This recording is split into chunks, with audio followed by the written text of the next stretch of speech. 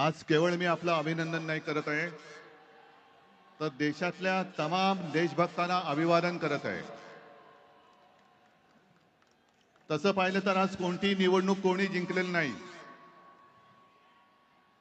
पण अंधभक्तांच्या विरुद्ध देशभक्त जिंकलेले आहेत।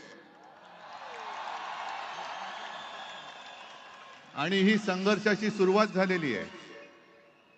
हा संघर्ष भाजप विरुद्ध भारत असा हा संघर्ष आहे। आणि या संघर्षामध्ये आपण सर्वजण जात पात धर्म पक्ष विसरून, होय मी भारतीय आहे, मी देशभक्त आहे, या एकाच भावनेने सहभागी झालात। आणि मी कालच म्हटलेलं आहे की एका झुरळाने हुकुमशहाला नमवलेलं आहे। हा खरा विष्णूचा अवतार आहे, हा खरा विष्णूचा अवतार आहे। आणि मला मोदीजींना सांगायचं की मोदीजी, की आता तरी देशाकडे लक्ष द्या।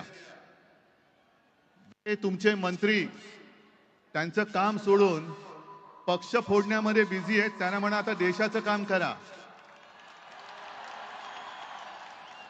कारण अर्थमंत्री आपल्या निर्मलाबाई घसरत्या रुपयाबद्दल बोलत नाहीत, महागाईबद्दल बोलत नाहीत, पण पेपर फुटीचे फायदे समजून सांगतायत। राजनाथ संरक्षण मंत्री देशाच्या संरक्षणाची बोंब, पण धर्मेंद्र प्रधानच्या संरक्षणासाठी पुढे आलेले। आपले खड्डा मंत्री नाही, रस्ता मंत्री ते इथेनॉल वरती बोलतायत। हा पुढचा विषय नक्की आहे, इथेनॉल वरती बोलतायत ते। आणि मोदींना मला सांगायचंय की तुम्हाला तुमच्या लाडक्या धर्मेंद्रला मंत्रिमंडळातून काढताना किती यातना झाल्या, त्याही पेक्षा जास्त यातना हे आता आपण ज्यांना श्रद्धांजली वाहिली त्या मुलांच्या कुटुंबियांना, त्या मुलांनी जेव्हा जीव दिला तेव्हा झाल्या आहेत। या यातना आम्ही विसरू शकत नाही, विसरणार नाही। फक्त एकच विषय की ठिणगी आता पडले, देशभर वणवा पेटलेला आहे।